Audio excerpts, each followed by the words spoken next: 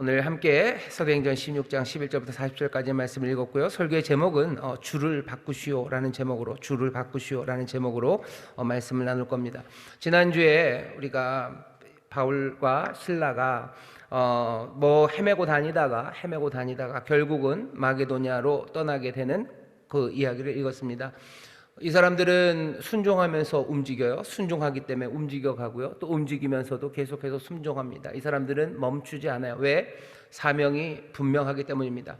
어디로 가야 되는지에 대해서 구체적인 명령은 없어요. 그리고 그 인도하심이 없어도 자기들이 생각하는 최선의 길로 내가 감당해야 되는 그 사명을 향해서 나가는데 두려움이 없습니다. 억울함도 없고 그것 때문에 하나님을 향해서 불평하는 것도 없어요. 어차피 나는 갈 거예요. 주가 인도하실 거고 인도하신 대로 순종하며 갈 거고 내가 최선의 길로 내 사명을 감당하며 가는 사람들, 그 사람들이 바울과 실라였습니다. 하지만 하나님께서는 또 신비하게 하나님의 뜻을 이루시기를 원하셔요. 그래서 밤에 꿈을 꾸죠. 환상 가운데 마게도냐 사람이 우리에게로 오라고, 우리에게 와서 우리를 도우라라는 그 꿈을 하나님께서 자기들을 그리로 보내신 것으로 인정하고 이 사람들은 지금 터키에서 유럽 쪽으로 배를 타고 건너갑니다. 배를 타고 건너가서 처음 가서 복음을 증거한 곳이 빌립보라는 곳입니다. 마게도냐의 빌립보예요. 그러니 이제까지는 소위 말하는 아시아 지역에 있었다면 이제 하나님의 복음이 소위 말하는 유럽으로 건너가는 겁니다. 오늘 우리가 읽은 본문 말씀은요, 유럽의 복음이 전해지는 역사적인 사건을 기록하고 있는 겁니다. 역사가들이 그래요. 토인비가 그러고 여러 사람들이 그래요. 바울이 드로아에서 배를 타고서 그 마게도냐로 건너간 그 배에 유럽 2000년의 모든 문명이 거기에 담겼었다라는 말들을 할 정도로 바울이 가서 복음을 전함으로써 유럽이라는 그 대륙 전체가 적어도 지금까지 세상 역사에서 정말로 볼 수 없었던 그런 다른 길을 걸어간 건 사실입니다. 중세 교회가 타락했고 어둠의 시절이었다고 하지만 그 2000년간 아니 중세 1000년간 그 이후로도 유럽에 하나님의 복음이 그리고 기독교가 만들어낸 역사라는 건 놀라운 역사입니다. 유럽의 복음이 전해진 역사적인 사건이 어떻게 이루어지는지 우리가 오늘 볼 거예요. 교회가 어떻게 세워지는지 그 신비한 사건을 볼 겁니다. 오늘 우리 앞에 놓여져 있는 건 역사적인 신비예요. 그리고 신비한 역사가 우리 앞에 놓여져 있고 주께서 우리에게 주신 귀하신 약속, 교회를 세우리라 하셨던 그 약속이 어떻게 이루어지는지, 우리에게 맡겨진 사명이 어떻게 이루어져 가는지를 함께 볼 수 있는 그런 말씀입니다. 우리 교회도 40년을 기념하면서 우리에게 주신 비전들을 다시 한번 확인해 갔어요. 우리에게 맡기신 비전을 이루기 위해서 우리에게 주신 사명들이 있는데 그 사명들을 도대체 어떻게 이루어 가게 하실지, 그리고 이 교회를 통해서 이루시려고 하나님이 뜻하시고 주신 그 약속이 어떻게 이루어져 가는지 오늘 말씀을 보며 확인해 보려고 합니다. 빌립보라는 성이 어떤 성인지 설명을 합니다. 드로아에서 배로 떠나 사모드라게로 직행하여 이튿날 네아폴리로 가고 거기서 빌립보에 이르니 이는 마게도냐 지경 첫 성이요 또 로마의 식민지라. 빌립보가 어떤 곳인지 좀 설명을 해줘요. 여기는 마게도냐의 첫 성입니다. 마게도냐로 들어가서 만나게 된 첫 번째 큰 도시라는 뜻도 있고요.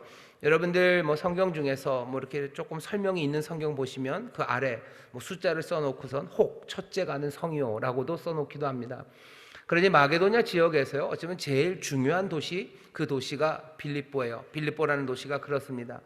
빌립보는 자부심이 많아요. 왜냐하면 여러분들 마게도냐 하면 제일 먼저 생각나는 사람이 누구셔요? 알렉산더입니다. 알렉산더가 마게도냐의 왕이었어요. 마게도냐의 왕이 그 바다 건너 저 인도까지 그냥 확 치고 나갔던 그 마게도냐, 알렉산더의 아버지 이름이 빌립입니다. 이 빌립보는 알렉산더가 세운 도시예요. 누굴 위해서? 아버지의 이름을 붙여서 세운 도시입니다. 그러니 빌립보는 자부심이 있어요. 하지만 그 자부심이 무너져 내렸었었죠. 왜? 마게도냐 헬라 시대가 로마에 의해서 무너졌기 때문이에요. 하지만 빌립보는 그것 때문에 실망하지는 않습니다. 왜냐하면 여전히 빌립보는 로마에서도 굉장히 중요한 도시입니다.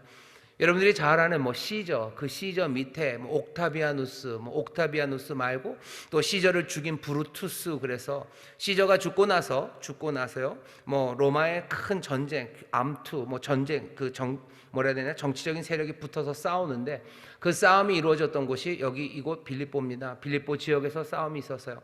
뭐 옥타비아누스가 이겼죠. 그러니 뭔가 로마의 황제정이 시작되는데 크게 기여한 역사적인 일이 벌어진 곳이 빌립보, 바로 이 지역입니다. 알렉산더가 만든 도시예요. 로마라는 그 거대한 제국의 황제라고 이루어지는 그 무슨 새로운 모습이 여기 이곳에서 이루어졌어요. 그러니까 빌립보 그 지역은요, 역사의 현장이었습니다. 역사의 현장이에요.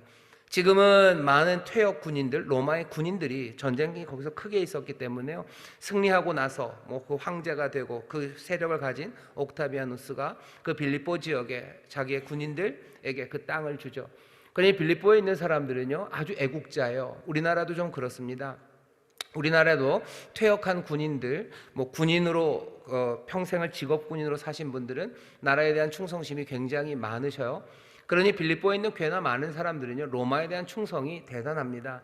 로마의 식민지가 된 것, 그것이 즐거워요. 빌립보는 분명히 마게도냐, 로마는 아니죠. 이탈리아가 아닙니다. 멀리 떨어진 곳이에요. 그리스죠. 그런데도 로마의 식민지라는 사실이 아주 자랑스러운 것. 그래서 마게도냐의 첫성, 로마의 식민지 빌립보입니다. 여기 있는 사람들은요, 로마 황제에 대한 충성이 대단해요. 로마법 자랑스러워하고요, 로마의 동전, 로마의 관습, 그거 따르는 거 참 사랑하는 사람들이에요. 로마의 시민권을 갖고 있다는 게 이 사람들은 너무너무 행복하고요, 자랑스러운 사람들이 빌립보입니다. 이 얘기는 좀 마음에 잘 담아두셔요. 오늘 말씀도, 또 나중에 여러분들이 빌립보서를 이해할 때도 이 빌립보가 어떤 곳인지 이해하면 이 말씀들이 무슨 뜻인지 좀 더 선명하게 봅니다. 마게도냐, 거기에 첫성 빌립보에 바울이 갔습니다. 기도하려고 기도처를 찾아요. 근데 기도처를 찾지 못합니다. 빌립보 성 안에는 어쩌면 그 유대인들이 그렇게 많지 않았나 봐요. 그래서 성에 유하다가 찾아봐도 안식일에 기도할 곳이 없어서 성 밖으로 나갔는데 강가에서 여인들을 만났답니다. 이 강가 여인들은 도대체 뭐 하는 여인들일까요? 이 여인들은 왜 나왔죠? 강가 여인들이 모이면 무조건 빨래하러 나온 거예요. 여인들은 빨래하러 나왔나 보다. 아니면 여인들이 뭐 그럴 수도 있지, 여인들이 뱃놀이 하러 나왔나 보다. 어쩌면 강가에 모인 이 여인들은요, 그렇게 뭐 유람하고 빨래하러 나온 것만 같지는 않습니다. 바울이 지금 기도할 처소를 찾고 있어요. 어쩌면 이 강가에서 이 여인들이 기도하고 있는 것 같아요. 유대인 남자들이 많지 않았지만 그래도 여기 나중에 나오겠지만 루디아라는 여인은 하나님을 공경하는 여인입니다. 두아디라에서 온 이 여인은 어쩌면 유대교의 마음이 있는, 그래서 뭔가 하나님에 대해서 알고 있는 그런 여인이에요. 어쩌면 그런 여인 몇몇이 아마 유대인 남자들이 많지 않아서 회당은 만들어지지 않지만 안식일에 성 밖 강가에 모여서 어쩌면 기도하고 있었나 봐요. 이 사람들에게 바울이 말하기 시작합니다. 13절 보면 말합니다. 지난주 설교와 비슷하죠. 바울이 이 사람들에게 가가지고요, 뭐 친하게 지내고 사귐이 있고 무슨 감정의 크레딧을 쌓고 이런 것 없어요. 거기 있는 그 여인들에게 가서 그냥 말합니다. 무슨 말을 했을까? 사실은 굉장히 궁금해요. 하지만 사도행전 앞에도 보면 사도들이 말하기 시작하면 그 말이라는 건 그냥 거의 우리가 무슨 말인지 압니다. 전해야 되는 메시지예요. 예수가 그리스도시고 예수가 주님이시라는 사실. 오순절 베드로가 예루살렘에서 설교했던 그 얘기, 너희가 십자가에 달려 죽게 했던 그 예수, 그 나사렛 예수가 주요 그리스도시라는 그 복음을 이 여인들에게 전합니다. 이 여인들이 몽땅 다 그 말을 다 듣고서 변하는 건 아니에요. 거기 듣는 여인이 있습니다. 여기 있는 루디아가 들어요. 14절입니다. 두아디라 성의 자주장사로서 하나님을 공경하는 루디아라는 한 여자가 들었는데, 이 여자는 들어요. 주께서 그 마음을 열어 바울의 말을 청종하게 하신지라. 바울의 말이 모든 여인에게 다 제대로 전달돼서 뭔가를 만들어낸 것은 아니에요. 예수님의 씨 뿌리는 비유처럼 말씀이 뿌려집니다. 하지만 어딘가는 떨어지는데 여기 자주장사 루디아에게 떨어져요. 그건 어떻게 된 거예요? 주께서 그 마음을 여신 거예요. 주가 마음을 열어 루디아는 그 말을 듣습니다. 청종해요. 그리고는 바로 예수를 믿기 시작한 사람들이 늘 하는 일입니다. 저와 그 집이 다 세례를 받고요. 우리에게 청하여 가로되 만일 나를 주 믿는 자로 알거든 내 집에 들어와 유하라 하고 강권하여 있게 하니라. 그러면서 그 집에 거하게 해요. 이 여인이 왜 그렇게 말을 합니까? 나를 주 믿는 자로 여기거든. 여기 루디아가 알기 때문이요. 유대인들은 이방인들과 잘 놀지 않습니다. 집에 거하지 않아요. 같이 먹지도 않아요. 근데 유대인인 이 바울을 이 두아디아 성에 살았던 이 여인이 자기 집에 오라는 건 복음이, 그래서 예수 그리스도께서 주가 되심으로써 이 모든 세상을 새롭게 하시고 모든 담들을 무너뜨리셨다는 것, 그것들이 확인되는 자리입니다. 복음은 벌써 오래 걸리지 않아요. 그 강가에서 말 전하고 그 말이 전해졌을 때 두아디라의 마음을 여시는 주님의 그 은혜와 능력 가운데 이 여인은 복음을 받아들이고 세례받고 벌써 다른 삶을 살아가기 시작합니다. 유럽에 복음이 증거된 역사적 사건, 이 신비한 일들은 그렇게 시작돼요. 때를 얻든지 못 얻든지 그 입은 복음의 능력과 비밀로 차 있어야 됩니다. 기도할 곳을 찾지 못해요. 늘 남자에게만 어쩌면 바울이 복음을 증거했지만 이번에는 여자에게입니다. 거기에 대해서 두려워하거나 아니면 머뭇거리지 않습니다. 기회는 주어진 거예요. 강가, 안식일, 강가에 나와서 하나님 앞에 기도하는, 어쩌면 하나님을 공경하는 여인들, 그 여인들을 만나게 하셨으면 하나님께서는 이 여인들에게 복음을 증거할 그 기회를 바울에게 주신 거고, 기회가 주어져서 만났을 때 바울은 입을 열어서 말하기 시작하고 그리고 역사는 시작됩니다. 우리가 지난주에 전도에 대해서 얘기를 좀 했습니다. 전도가 어떻게 되는가? 여기 보면 그냥 기회가 주어져요. 기회가 주어져요. 바울이 빌립보 성에 있는 아무나 붙잡고 어떻게 하지는 않습니다. 하지만 분명히 기회가 주어집니다. 그 강가의 안식일에 나와서 기도하는 사람들이 보여줄 때가 있어요. 그러면 우리가 생각해도 뭔가 마음이 좀 뜨거워집니다. 이 여인들은 도대체 무슨 여인들이기에 안식일, 모든 사람들은 그냥 즐겁게 지내는 그날 이 사람들은 강가에 나와서 기도하고 있을까?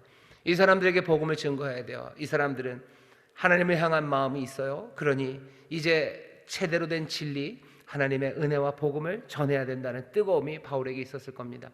기회가 우리에게 전해 옵니다. 분명히 주어집니다. 우리의 입은 복음의 능력, 비밀, 그것들로 차 있어야 돼요. 준비하셔요. 어떻게 전할 것에 대해서 준비하십시오. 너무 많은 이야기들은 아니에요. 해야 되는 말이 있습니다. 궁금하죠? 도대체 무슨 말을 했을까? 그 말에 대해서 빌립보에서 도대체 무슨 말을 했기에 이런 일이 있었을까? 우리 오늘 읽은 본문은요, 사실은 여러 가지 방식으로 설명할 수 있지만 저는 그런 이야기 같아요. 앞에 이 루디아가 전도되어서 하나님의 사람이 되고 또 교회가 세워지는 건 굉장히 짧게 그려져 있습니다. 그냥 한 번에 휙 일어났어요. 그냥 말하고 바로 영접하면서 휙 끝났죠. 무슨 일이 있는지 잘 모르겠어요. 자세히 보기가 어렵습니다. 벌어진 일만 보여요. 복음을 증거해요. 말합니다. 그러니 영접하고 삶이 변했어요. 우리는 좀 더 궁금해요. 도대체 무슨 말이 전해졌고 그리고 그 사람들은 어떻게 받아들였는지 그게 좀 궁금합니다. 오늘 두 번째 이야기, 두 번째 사람이 나와요. 누구냐면 이름은 없습니다. 이 사람은 그냥 간수예요. 로마의 간수입니다. 로마의 간수가 복음을 받아들여서 변화되어 그리고 그 교회를 이루기 시작하는 그 이야기가 루디아보다 훨씬 더 길게 자세하게 어쩌면 슬로 비디오처럼 우리에게 보여집니다.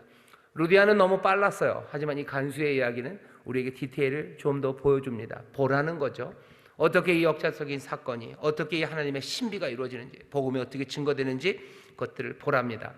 먼저 앞에 깔려있는 이야기예요. 빌립보에서 이제 조금 시간이 지났죠. 바울이 복음을 증거합니다. 복음을 증거하러 돌아다니는데 여기 점하는 귀신 들린 여자 아이 하나가 있어요. 이 여자 아이를요, 사람들이 이용합니다. 제일 슬픈 이야기는요 16절에 있어요. 우리가 기도하는 곳에 가다가 점하는 귀신 들린 여종 하나를 만나니 점으로 그 주인들을 크게 이야기하는 자라. 여기 점치는 여자, 귀신 들린 작은 소녀 하나가 있는 거예요. 그렇지만 주인은 하나가 아닙니다. 주인은 여러 명이에요. 이거 뭐예요? 이거 주인들이 투자한 거예요. 주인들이 투자한 거죠. 얘 하나에서 이득 보기 위해서요. 서로 내 집은 주인들이 많아요. 이건 얼마나 비참합니까? 늘 이런 식이에요. 늘 이런 식입니다. 귀신 들린 여자 아이 하나를 통해서 주인들이 돈을 벌어가는 그런 세상이에요. 안타까운 건 이 귀신 들린 여자는 어떻게 할 수가 없어요. 악한 영이 사로잡아 복음을 증거하는 것들을 방해합니다. 방해하는 방식은 좋은 말을 하는 거예요. 따라다니면서 이런 얘기합니다. 지극히 높은 하나님의 종 구원의 길을 너에게 전한다 하면서 쫓아다녀. 좋은 말을 한다고 그 말 자체가 의미 있는 건 아니에요. 그걸 귀신 들린 여자가 합니다. 그러니 바울이라는 사람의 가치, 내지는 그 거룩함, 그것들이 그냥 먹칠이 되는 거죠. 그런 방식으로 교회에 대해서 좋은 말 한다고 다 받아들일 건 아닙니다. 교회에 대해서 좋은 말 한다고 다 받아들일 거는 아니에요. 예수 믿는 사람 되었다고 내가 뭐 주의 종으로 아니면 내가 뭐 복음을 증거한다고 하면서도 어쩌면 예수가 우리의 주님이시라고 고백하면서도요, 말도 안 되는 방식으로 이런 일을 하는 사람들이 있어요. 그건 오히려 귀신의 방해입니다. 즉시 나와야 돼요. 고만하는 게 낫습니다. 어쩌면 그런 상황, 이 상황에 예수님의 능력으로 바울이 그 귀신을 쫓아냅니다. 문제가 바로 생기죠. 그 여인을 통해서 돈을 버는 사람들이 돈을 못 벌어요. 아무 상관없어요. 이 여인이 귀신에서 노인받은 거 그거 중요하지 않습니다. 그냥 경제적으로 내게 유익이 됐던 것이 사라져 버렸어요. 그러니 복수해야죠. 바울을 참소합니다. 이 사람 말도 안 되는 거 우리 성에 왔다. 유대인이 와서 이 로마의 식민지에 와서 말도 안 되는 이야기 전한다. 그러면서 고발하고 다 세팅을 해놓는 거예요. 말하자마자 22절에 보면 무리가 일제히 일어나 송사합니다. 송사할 게 뭐가 그렇게 많아요? 별로 없습니다. 근데도 무리가 일제히 일어나는 것, 그 주인들이 뭔가 셋업을 다 해놓은 거죠. 네, 우리가 고발할 테니 너희들 소리 질러라. 그리고 그냥 바로 집어넣자. 유대인 이거 하나, 이게 와서 이 로마의 식민지, 이 여기 와서 말도 안 되는 얘기 해야 되는데 그냥 둘 수 없다라는 말에 사람들이 동조하고, 그리고서는 바울과 실라를 감옥에 덜어 집어넣게 됩니다. 얻어맞았어요. 그리고 옥에 갇힙니다. 바울, 이제 이야기는 점점 흥미진진해요. 바울과 실라는 밤이 맞도록 찬송합니다. 찬송하고 또 찬송해요. 기도하고 하나님을 찬미합니다. 얻어맞고 옥에 갇혔는데 왜 그렇습니까? 바울과 실라는 얻어맞아도 하나님을 찬미하고 하나님을 기도합니다. 왠지 알아요. 왜? 믿음으로 살아가는 것은 환난 그리고 고난, 그것을 당하여야 됨을 알기 때문입니다.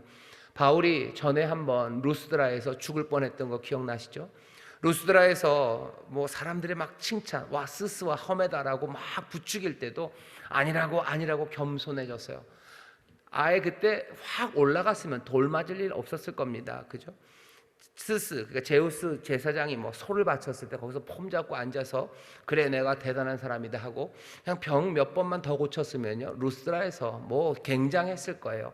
하지만 바울과 실라는 뭐 받아들일 수가 없어요. 겸손, 아니다 우리 아니다라고 나져져요. 그러니 뭐 할 수밖에 없습니까? 돌에 맞을 수밖에 없어요. 스스와 험해라고 높임 받았으면 돌 맞을 일 없었을 거예요. 하지만 그것들 모든 것 부인하니 예수를 따르는 길은 높은 길이 아니기 때문에 돌 맞을 수 있습니다. 돌에 맞아서 이고니온과 안디옥에서 죽이겠다고 하는 사람이 루스드라까지 쫓아온 거죠. 그리고는 돌로 진짜로 쳤습니다. 죽은 줄 알고 버렸어요. 죽은 줄 알고 버렸던 그 바울이 그냥 벌떡 일어나서 뭐 합니까? 와, 예수 믿는 거 너무 힘들다. 도망가자. 아니면 너희들 조심해서 예수 믿어라. 그렇게 얘기하지 않아요. 바울이 뭐라고 얘기하냐면요. 14장 22절에 보면 제자들의 마음을 굳게 하여 이 믿음에 거하라 권하고 또 우리가 하나님 나라에 들어가려면 많은 환난을 겪어야 할 것이라 하고, 이거 겪어야 된다라고 말하는 사람이 바울이에요. 매 맞고 옥에 갇히는 것, 내가 하나님 나라에 들어가려면, 내가 주님을 따르려면 이 일 당하는 거예요. 그 일 당하면서 즐거워합니다. 마태복음에 보면 예수님도 그러셨어요. 너희를 거스려 모든 거짓으로 너희를 욕하고 너희들 핍박할 때 너희들 기뻐하고 즐거워해라. 천국이 너희 것이다. 너희가 하나님 나라를 갖는다. 주가 너희와 함께 하신다. 주님이 하셨던 그 말씀 그대로예요. 바울은 감옥에 있으면서요, 그리고 매 맞아 억울하죠. 잘못한 거 아무것도 없어요. 그냥 완전히 거짓부렁들로 그냥 말도 안 되는 악한 이들이 송사해서 나를 거기다 가둬놨어요. 하지만 그것 때문에 절망하지 않습니다. 환난 받아야 될 걸 알아요. 내가 이 일을 당한 것 다른 이유 없어요. 내가 하나님 나라 천국을 소유하고 내가 주님 모시고 내가 주께서 내게 주신 사명 따라 살아가는 삶에 내가 얻어맞는 것, 이 사람은 정말로 감사하고 기뻐합니다. 그렇게 형제들을 권했을 뿐만 아니라 이 사람은 말과 행동이 일치하는 바울이에요. 사람들에게도 그렇게 권하고 그 일이 자기에게 닥쳤을 때 그 권했던 그 말 그대로 행동합니다. 찬미하고 기도합니다. 하나님이 어떻게 하셔요? 지진으로 빌립보를 흔듭니다. 마게도냐를 흔들어요. 마게도냐의 첫 번째 성을 하나님이 흔들어 내십니다. 지진이 나서 옥터가 움직여요. 문이 다 열리고 모든 사람의 메인 것이 다 벗어집니다. 간수는 자다가 깨서 놀라요. 그리고서는 자결하려고 합니다. 그때 바울과 실라가 말려요. 28절입니다. 내 몸을 상하지 말라, 우리가 다 여기 있노라 하니. 간수가 등불을 달라고 하며 뛰어들어가 무서워 떨며 바울과 실라 앞에 부복하고 저희를 데려나가 가로되 선생들아. 여기서부터 나오는 이야기가 가장 유명한 대화입니다. 내가 어떻게 하여야 구원을 얻으리까? 간수가 물어요. 내가 어떻게 하여야 구원을 얻으리까? 이 질문에 대해서 여러분들 어떻게 생각하십니까? 전도하는 사람들은 이 질문이 나오기를 참 바라죠. 내가 전도를 하려고 하는데 그 사람이 내가 어떻게 해야지 구원을 얻을까? 거기까지 가면 참 좋겠어요. 그리고 그 질문 나오면 그 다음에 이젠 드디어 대답할 차례가 됐죠. 주 예수를 믿으라. 그러면 너와 내 집이 구원을 얻는다 라고 대답하면 돼요. 그런데 여러분들 잘 생각해 보셔요. 여기 있는 간수가 묻는 질문을 잘 생각해 보셔요. 내가 어떻게 하여야 구원을 얻으리까? 우리는 알아요. 전도할 때 사람들이 이렇게 묻지 않아요. 아니, 사실은 이렇게 묻습니다. 이 간수의 질문을 여러분들은 어떻게 생각하세요? 이 질문은 아주 신학적이고 철학적인 질문입니까?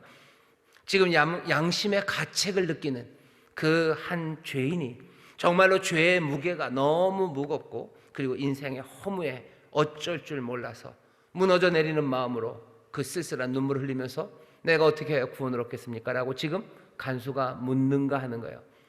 간수가 이렇게 묻습니까?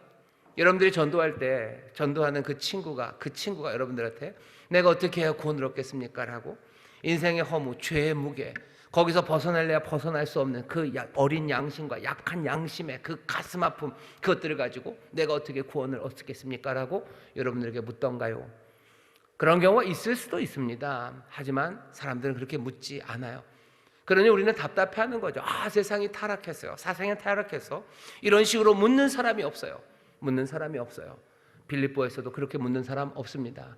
이 간수가 그렇게 묻는 거 아니에요. 내가 어떻게 해야 구원을 얻겠습니까? 신학적인 질문합니까? 아니죠. 이 사람은 지금 천국과 지옥을 믿는 사람이요. 이러다 나 이제 죽게 됐는데 내가 죽어서 천국 가고 싶습니다. 내가 어떻게 해야지 천국에 갑니까? 그거 묻는 건가요? 아니요. 그거 묻는 거 아닙니다. 빌립보 간수는 여기서 지금 신학적인 질문하는 것 아니에요. 내가 어떻게 하면 이제 죽을 것 같은데 내가 천국에 좀 갔으면 좋겠습니다. 그거 묻는 거 아니에요. 마지막 죽어가는 임종의 그 침대에 누워서 내가 어떻게 해야지 구원을 얻게, 지금 그거 묻지 않아요. 천국 어떻게 가냐고 묻는 거 아닙니다. 어떻게 알아요? 빌립보에 있는 이 간수가 갖고 있는 세계관이라는 게 있어요. 사람들은 유럽의 이 시대 사람들은 다 천국과 지옥을 믿을 거라고 생각하죠. 아니요, 아닙니다. 아니에요.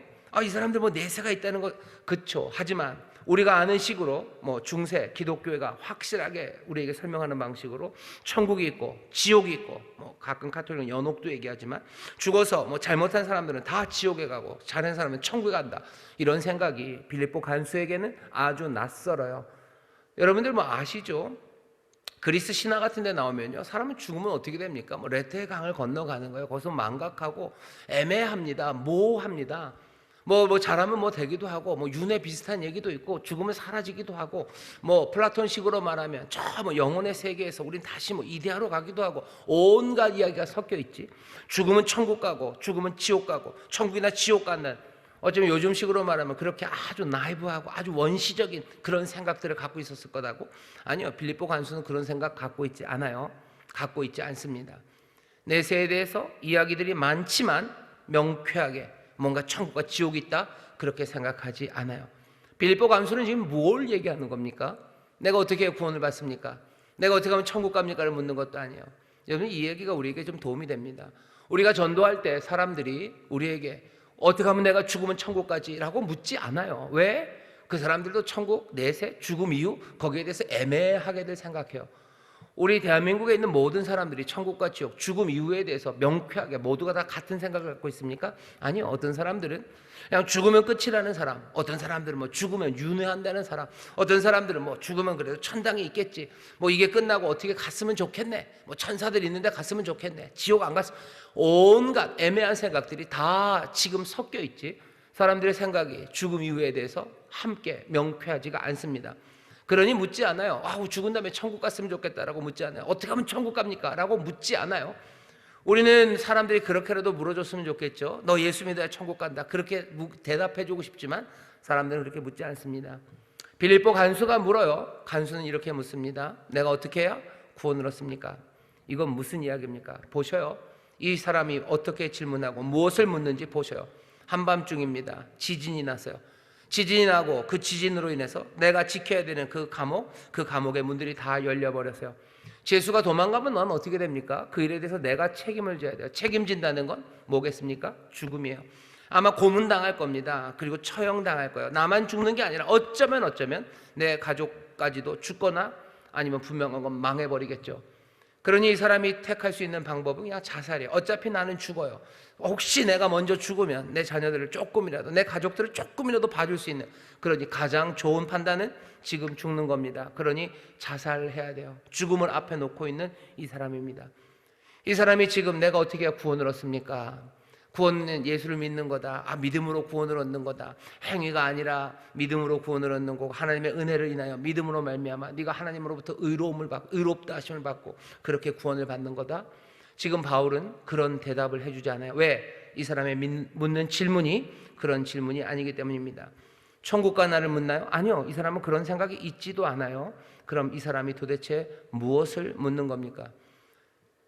어찌하여 내가 구원을 받는다라고 했을 때 사람들, 이 당시의 사람들, 신약 성경도 마찬가지입니다. 구원이 죽어서 천국 가는 것으로 사용되지 않아요. 예수님 뭐라 그러시죠? 누가복음 8장에 보면 12해 동안 혈루증 앓았던 여인이 예수님 옷깃을 만집니다. 옷자락을 만져요. 그리고 고침받죠. 예수님이 뭐라 그러셔요? 내 믿음이 너를 구원했다라고 하셔요. 여러분 거기에서 오버하지 마세요. 네 믿음이 옷자락을 만졌던 여인, 너가 은혜를 인하여 믿음으로 말미암아 하나님의 의를 받았다. 지금 그 얘기 하시는 것 아니에요. 네가 믿음으로 말미암아 구원받았다. 네 믿음이 너를 낫게 했다라는 뜻이에요. 구원받았다라는 이야기는 다른 뜻 아닙니다. 정말로 질병이건 간에, 아니면 내 재정적인 어려움이건 간에, 내 개인의 재난이든 간에 나 삶을 위협하는 온갖 문제에서 나를 구출하고 나를 구해내는 거예요. 그게 구원받는 겁니다. 지금 이 간수는 뭐예요? 나를 좀 도와달라는 거예요. 내 이 공경에서 어떻게 하면 이 곤경에서 내가 벗어날 수 있습니까? 이 어려움에서 난 어떻게 벗어납니까? 지금 그거를 묻는 거예요. 그렇다면 지금 이 세상에서도 이 질문을 하는 사람들은 얼마나 많은지 몰라요. 내 인생의 이 곤경에서 어떻게 벗어납니까? 내 이 힘든 삶에서 어떻게 벗어납니까? 라고 묻는 사람이 얼마나 많습니까? 말로 묻는 사람들 많아요. 그 얼굴이 물어요. 그 몸짓이 물어요. 그 삶의 여러 가지 판단들, 그 사람들의 결정 하나하나가 그냥 웅변처럼 말하는 거예요. 누가 날 좀 도와달라는 거죠. 이 곤경에서 어떻게 하면 벗어날 수 있을지 지금도 사람들은 묻는 겁니다. 이 간수의 질문에 여기 바울의 대답은 분명해요. 주 예수를 믿어라. 그러면 너와 내 집이 구원을 얻는다. 여기 구원도 마찬가지야. 주 예수를 믿어라. 그러면 네가 그 은혜를 인하여 믿음으로 말미암아 하나님의 의를 덧입어. 그런 얘기하는 거 아니야. 주 예수를 믿어라. 그러면 너와 내 집이 공경에서 벗어날 거다라고 말해요. 주 예수를 믿으셔요. 그러면 내 삶의 모든 어려움에서 벗어나게 되는 줄 믿습니다. 벗어나게 되는 줄 믿습니다. 지금 그 얘기하는 거예요. 하지만 이 대답은 이 어려움에서 벗어나는 것만 얘기하는 거 아닌 걸 우리는 압니다. 간수의 기대, 그 이상의 것을 말하는 거예요. 대답은 주제가 바뀌어진 건 아닙니다. 어떻게 하면 이 곤경에서 나를 벗겨냅니까? 하지만 이 주어지는 이 대답은 훨씬 더 깊은 것을 본 사람들, 깊은 것을 듣고 깨달은 사람들의 대답이기 때문에 이 사람들의 이 간수의 질문에 훨씬 더 깊은 것으로 대답하는 거예요. 네 곤경에서 벗어나게 할 거예요. 하지만 곤경은 그것만은 아니죠. 우리가 말하는 구원은 뭐냐면요, 이 현재 세상의 모습에서 주님이 다스리는 세상의 모습으로 바꿔내신다는 거예요. 현재 세상의 모습은 어떤데요? 이 세상이 처한 혼란은 정말로 겹겹입니다. 이 세상엔 지금 뭐가 있죠? 인간의 반역이 있어요. 우상 숭배와 죄가 가득합니다. 삶의 부패, 온갖 우주적인 오염, 전 세계적인 무슨 그 악함과 추함들, 그것이 지금 현재의 모습이에요. 그것만이요? 아니요. 그것에서부터 어디까지? 지금 여기에서 벌어지고 있는 내 삶의 이 엉망진창인 상황들, 그것만 있습니까? 갑작스럽게 내게 찾아오는 그 위기들, 그리고 정말로 절실하게 도움이 필요한 내 인생의 슬픔과 두려움들, 그리고 의도적으로 내가 망쳐버리고 또 망가져버린 내 삶들, 그것이 현재 이 세상이에요. 구원은 뭡니까? 이 모든 것에서 주님이 다스리시는, 예수가 주로서 다스리시는 그 삶의 모습으로 바꿔내시는 거예요. 우주적인 오염들, 인간의 반역과 부패, 그 죄, 주가 다스리기 시작하면 그건 하나님의 의와 그리고 하나님의 생명 가득한 세상이 됩니다. 내 삶의 엉망진창인 이 상황, 손도 댈 수 없는 이 주저앉아 버려야 된 내 상황은 어떻게 될 겁니까? 주께서 나를 여기서 구원하실 거예요. 나를 건져주실 거예요. 나를 도우시고 나를 구출해내실 겁니다. 그게 바울이 지금 선포하는 바예요. 분명하게 선포하고 분명하게 초청하고 그리고 제안하는 바는 주 예수를 믿어라. 그러면 너와 내 집이 구원을 얻는다고. 이 현재의 상황이 그냥 내가 지금 아픈 것만이 문제가 아닐 거예요. 하지만 아픈 것 그것에도 건져주시고 그것뿐만 아니라 내 영혼의 훨씬 더 깊은 문제 거기에서도 우리를 건져주셔요. 하지만 이건 그냥 됩니까? 그냥 안 됩니다. 현재 이 엉망인 세상, 그 스케일이 아니면 그 차원이 얼마나 깊고 아니면 얼마나 심하건 간에 이 현재 이 엉망인, 이 말도 안 되는 이 상황에서 예수님이 다스리는 이 세상, 이 모습, 이 통치로 가기 위해서는 하나 필요해요. 뭐냐면 그 주님을 인정해야 됩니다. 주가 다스리심을 인정해야 돼요. 그래야만 이 변화가 그리고 이 나라가 우리 가운데 임합니다. 그러니 대답은 늘 같아요. 어떻게 구출받습니까? 어떻게 이 현재의 엉망에서 주님이 통치하시는 이 복된 것을 누리고 이리로 갑니까? 대답은 딱 하나, 주 예수를 믿으라요. 주 예수를 믿으셔요. 그 차원이 어떤 것이 되었건 내가 진짜로 내 집이 엉망입니까? 치울 수 없을 만큼 엉망이 된 집들이 있어요. 뭐 쓰레기차가 오든지 아니면 트럭이 와서 사람들이 와서 치워주면 몇 트럭분이 나올 만큼 내 집이 엉망인 사람이 있어요. 이 엉망을 어떻게 합니까? 거기에 대한 대답도 똑같아요. 주 예수를 믿으라. 그리하면 너와 내 집이 구원을 얻을 거예요. 주 예수를 믿을 때 내 이 엉망이고 어떻게 손댈 수 없는 내 삶이 거기서부터 내가 벗어나게 될 겁니다. 어떤 사람의 현재의 문제는 이 땅에서 벌어지고 있는 그 광범위한 악이 문제인 상황이에요. 이 땅에 온갖 악으로 말미암아 그냥 얼기설기 만들어져서 아무도 벗어날 수 없는 이 죄악된 구조들, 이 세상에 이 문제는 어떻게 해결이 됩니까? 이것도 마찬가지예요. 주 예수를 믿으라. 그리하면 여기서 건져질 거예요. 인생의 깊은 허무와 그리고 인생의 슬픔 가운데 있는 사람들, 내가 죄로 인해서 망가진 내 삶에 가슴 아파하는 이들, 그것도 마찬가지예요. 여기에 주가 주시는 자유의 세상이 있어요. 어떻게 이 일이 이루어집니까?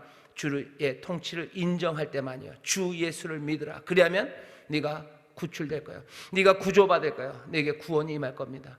대답은 늘 같아요. 우리의 질문들, 우리의 문제들, 우리의 현재 상황이 어떤 수준, 어떤 의미인지와 상관없이 늘 대답은 주 예수를 믿으라는 대답입니다. 주 예수를 믿으십시오. 주 예수를 믿으십시오. 우리 인생의 어떤 구체적인 질문에도, 아니 그 이면에 있는 깊은 질문에도 대답은 늘 같아요. 주 예수를 믿는 겁니다.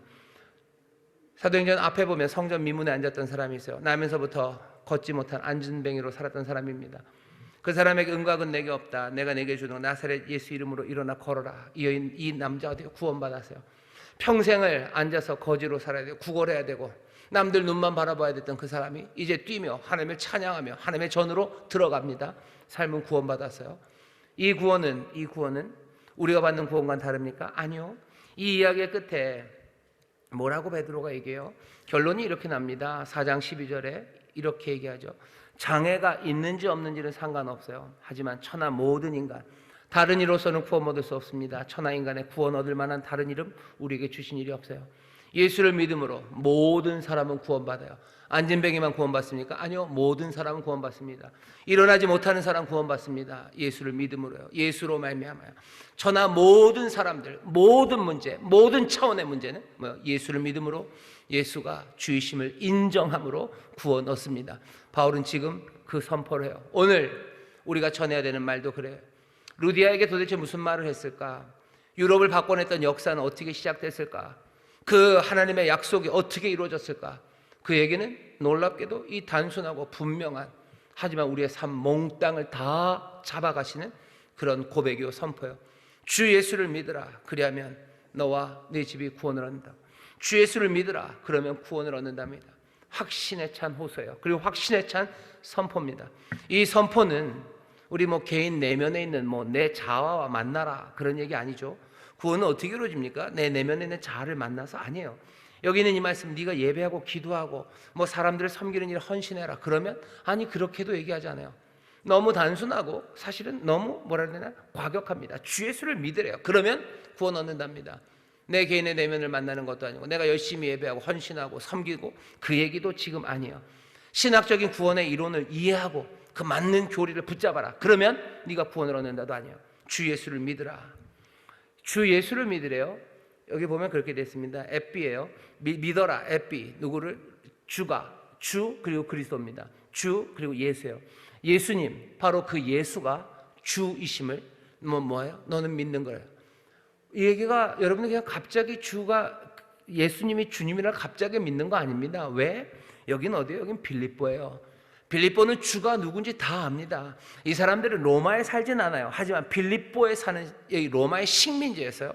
그들의 주는 누굽니까? 당연히 로마의 황제예요. 시저가, 케사르가, 이 사람이 황제예요. 로마의 황제가 주입니다. 지금 얘기하는 건 뭐예요? 너 예수가 주님이시다를 넌 믿으라는 거예요. 황제를 제대로 본 적은 없어요. 하지만 늘 로마의 황제가 우리의 주였어요.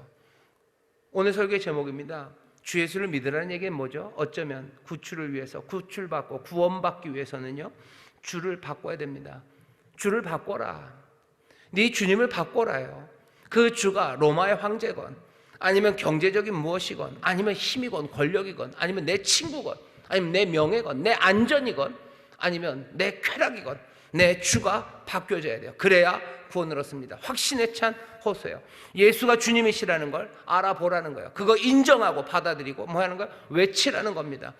여러분들 빌립보서 이 일이 있고 몇 년 후에 바울이 빌립보에 편지를 보냅니다. 우리가 알고 있는 그 유명한 빌립보서 2장에 너희는 이 마음을 품으라 라는 그 아름다운 노래 끝에 바울이 뭐라고 얘기하죠? 2장 11절입니다. 모든 입으로 예수 그리스도를 주라 시인하여 하나님 아버지께 영광을 돌리게 하셨느니라. 그렇게 하신 일이 빌립보에서 이루어지고 있는 거야. 모든 입으로 예수를 주라고 시인해라.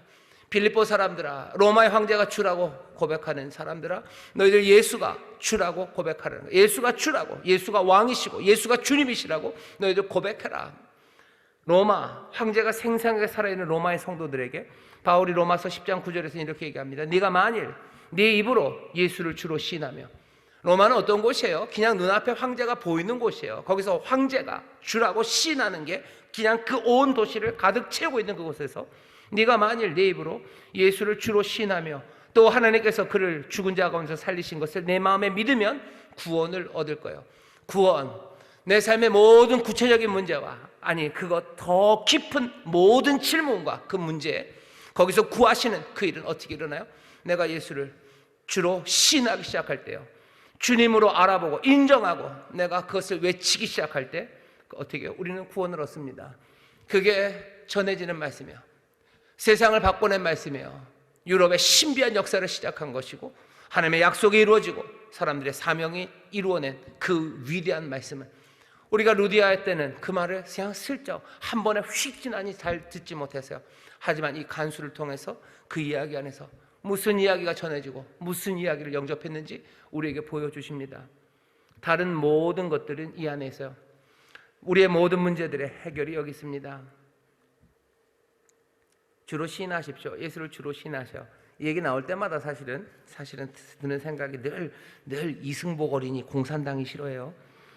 어렸을 때 모르겠어요. 저는 어렸을 때는 꼭 왜 그 교회 학교에서 선생님들이 그걸 물어봤는지 애들 무섭게 공산당이 와서 너 머리에다 총을 갖다 대고 너 예수님 믿어 안 믿어 그러면 너 뭐라고 그럴 거냐. 그러면은 뭐라고 그래야 되죠? 공산당이 싫어 이렇게 해야 되나요? 예수님 믿는다고 난 얘기할 수 있을까? 그게 제일 큰 도전이었어요. 그러면서 안심을 시키죠. 요새는 그런 일이 없으니 얼마나 좋으냐고.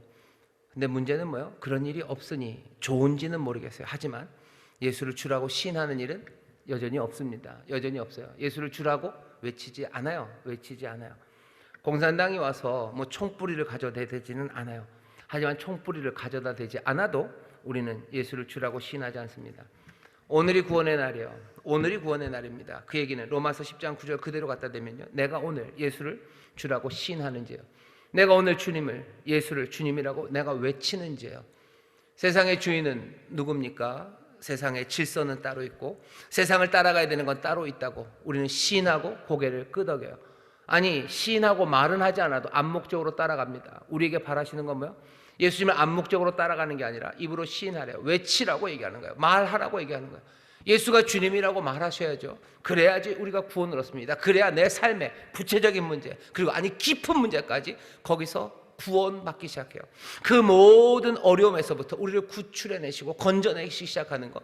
내가 예수를 주로 시인하고 내가 주를 바꿀 때요. 주님을 바꾸셔요. 주님을 바꾸셔요. 그리고 바꿨다고 얘기하셔요. 그리고 누가 주님인지 말하기 시작하셔야 돼요. 그 말 안 하니까 구원이 그 삶의 변화가 이루어지지 않는 거예요. 신비한 역사 그리고 역사의 신비 그것들을 누리지 못하는 겁니다. 내 집에서 내 일터에서 내가 가는 곳곳마다 예수를 주라고 시인하고 내 주를 바꾸기 시작하죠. 어려운 도전입니다. 가정에서 여러분들 한번 주를 바꿔보세요. 주를 바꾼다는 게 무슨 이야기인지 여러분들 잘 생각해 보시면 그게 얼마나 무시무시한 이야기인지 알 겁니다. 우리 집에서 주는 누구예요? 우리 집에서 주는 한동안 오랫동안 무섭고 어려운 아버지였어요. 아버지가 우리 집에 줍니다. 근데 이제는 아버지가 주가 아니라고 말해보세요. 내 주는 우리 가정의 주님은 예수님이셔요. 주를 바꾸셔요. 내가 따라야 되는 건 아버지가 아니에요. 내가 따라야 되는 예수님이에요. 그 얘기는 아버지 말은 이제 절대 안 들어도 되겠구나. 아니, 그게 아니죠.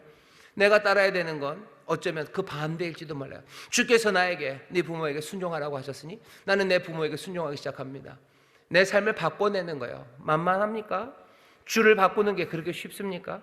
내 아버지가 내게 억울한 일을 하고 나쁜 일 시키면요 나는 못합니다. 나는 못합니다라고 말해야 돼. 왜? 나는 주를 바꿨기 때문이야. 한동안 우리의 집에 주는 내 아들이었어요. 특히 고3 아들이 그 집안에 보통은 다 줍니다. 내 아들 내 주가 하는 대로 내 주님 기뻐하시는 대로 나는 헌신하며 살았어요. 하지만 내 아들 고3 아들이 내 집의 주가 아닙니다. 주님이 예수가 주가 되신다면 얘기가 달라지는 거예요. 고3이라고 해서 다 봐줄 수 없어요. 나쁜 짓 하고 그냥 게으르게 하고 그리고 엉망으로 살아도 우쭈쭈 할 수 없어요. 왜? 주가 이제는 바뀌었기 때문이에요. 내 일터에서도 마찬가지입니다. 내 일터에서도 그때는 주가 누구예요? 사장님? 아니요. 내 일터에 주는 사장님이 아닙니다. 보통은 사람들이 뭐예요? 내 안전이 주예요. 안전빵으로 살아가는 거죠. 내가 눈에 띄지 않고 조용히 잘 살아서 월급 받아 먹는 것, 그 내 삶의 안전이 안정적인 그것이 내 인생 그리고 내 일터에 줍니다. 그러니 그것 따라 살아가는 거예요. 아니, 주는 바뀌었어요. 이제 주는 예수 그리스도입니다. 내가 그렇게 전에 다른 주를 섬겼을 때 내 삶은 엉망이 되었을 거예요. 내가 주가 바뀌었을 때 내 삶이 어떻게 바뀌어질지에 대해서 내가 그림을 다는 모릅니다. 하지만 분명한 것은 이전의 삶에서 나를 구원하시고 은혜와 그리고 생명 가득한 찬란한 기쁨 넘치는 삶으로 나를 부르실 거예요. 어떤 세상이 올지는 미리 알 수 있습니다. 빌립보에서 일어났던 일은 지진이에요. 믿음의 사람들 지진을 보게 될 겁니다. 지진이 뭔데요? 지진은 어쩌면 주를 섬기고 주를 바꿔냈을 때 우리의 삶의 모든 것들이 순탄하게 되지는 않는다는 메시지입니다. 바울이 루스드라에서 말한 것처럼 우리가 하나님 나라를 받으려면 고난과 환난을 겪어야 할 거다라는 것처럼 세상에 있는 힘들은 주를 바꾸는 사람들을 그냥 두지 않아요. 주를 바꾸려는 도전에 세상은 어떻게 합니까? 우리를 보호해 주지 않습니다. 그러니 옥에 갇힐 거예요. 하지만 그게 끝입니까? 천만의 끝은 아니야. 하나님 조롱받지 않으십니다. 하나님은 세상을 흔들어 내셔요. 우리는 갇힐 거예요. 그리고 우리는 아플 겁니다. 하지만 하나님은 세상을 흔드시며 뭐 하시는 거예요? 우리가 누군지를 하나님께서 하나님이심을 우리에게 보이십니다. 우리 사는 세상은 빌립보에서 높은 자리로 올라가 흔들리지 않는 지진을 체험하지 못하는 삶이 아니야. 우리는 옥에 갇히지만 정말로 그 옥과 도시를 흔들어 버리시는 하나님의 지진을 체험하며 살아갈 겁니다. 내 삶의 어려움과 내가 주를 바꿔냈을 때 오는 여러 가지 위험들, 그것에 두려워하지 마셔. 내 삶의 어려운 시간들 그리고 잠 못 자는 밤들이 올 겁니다. 하지만 하나님께서 지진으로 땅을 흔드실 거예요. 우리를 핍박하는 사람들과 그리고 우리를 가두려는 시도들, 그 시도들이 있을 겁니다. 하지만 하나님 조롱받지 않으셔요. 하나님의 말씀을 전하고 주를 바꿔낸 사람들, 그 사람들 인정받을 겁니다. 우리는 이 땅에서 지진들을 보게 될 거예요. 고난과 환난 가운데도 역사하시는, 생생하게 살아계심을 증거하시는 하나님의 지진을 우리는 체험할 거고, 그것만 아닙니다. 너무 우울해하지 마세요. 너무 침울해하지 마세요. 한밤의 지진만을 우리는 체험하며 삽니까? 아니요, 우리는 한밤의 잔치도 체험할 겁니다. 간수의 집에서 한밤중 잔치가 벌어졌어요. 옥에 가두고 그렇게 묶어놨던 그 사람이 이제 맞았던 그 그리스도, 그 예수의 사자들을 위해서 잔치를 벌립니다. 즐거움의 잔치는 그 밤에 벌어질 거예요. 주를 바꾸는 사람들, 여러분들 지진을 경험하게 될 겁니다. 주를 바꿔내서 살아가는 구원받은 여러분들, 밤밤중에 잔치를 체험하게 될 거예요. 흔들리는 지진 가운데서 기뻐하시고 펼쳐지는 잔치 가운데서 여러분들 소망을 품으십시오. 오늘 이 자리가 어쩌면 지진의 자리예요. 오늘 이 자리가 잔치의 자리입니다. 우리 한밤중에 여기 모였어요. 갇혀있지만 하나님께서 흔드실 겁니다. 그래서 묶여있는 것들을 풀어내시고 다시 한번 주 예수를 믿으라. 그리하면 너와 내 집이 구원을 얻는다는 그 말씀 우리에게 들려지게 하셔서, 혹시라도 우리가 바꾸지 못한 주가 있다면 바꾸고, 또 바꿨다면 정말로 우리를 구원해 주실 그 소망으로 우리를 잔치하게 하시는 그 자리입니다. 성령께서 임하셔서 오늘 이 자리를 흔드시고, 또 성령님 우리 가운데 기쁨으로 임하셔서 우리를 노래하고 찬송하게 하는 잔치에 나오신 여러분들 환영합니다. 주를 믿는 여러분들 축하드립니다. 주를 믿고 구원을 누리는 여러분들, 구원은 점점 더 풍성해지고 또 그것들이 여러분들의 선포와 전함을 통하여 점점 더 유럽을 가득 채워갔던 것처럼 우리가 있는 이 땅에 복음이 쟁쟁하게 울려 퍼지게 하실 줄 믿습니다. 기도하겠습니다. 하나님 감사합니다. 복음이 어떻게 펼쳐지는지, 교회가 또 내 삶이 어떻게 하나님의 사명, 주의 사명을 이루어가는지 보게 하시고, 우리가 정말로 구원을 얻은 것, 주 예수를 믿는다는 것이 무슨 뜻인지 우리에게 깨닫게 하시니, 주여 주 예수를 믿음으로 우리의 삶의 모든 구체적인 문제, 아니 더 깊은 문제, 그 모든 문제에서 우리를 구원해내시는 그 은혜, 그 변화, 그 통치를 우리로 누리게 하시고 그 일에 증인들 되게 하여 주시옵소서. 우리의 삶이 그 증거가 되게 하시고 우리가 입을 열어 이 귀한 복음, 이 기쁨의 소식을 전하기를 원하오니, 오늘 성령님 우리 가운데 정말로 진동으로 임하시고 우리 가운데 잔치의 기쁨으로 임하시사 다시 한번 이 복음 안에서 소망하고 이 복음 안에서 결단하고 복음 안에서 구원을 누리는 귀한 시간이 되게 하여 주옵소서. 감사드리며 예수님 이름으로 기도하옵나이다. 아멘.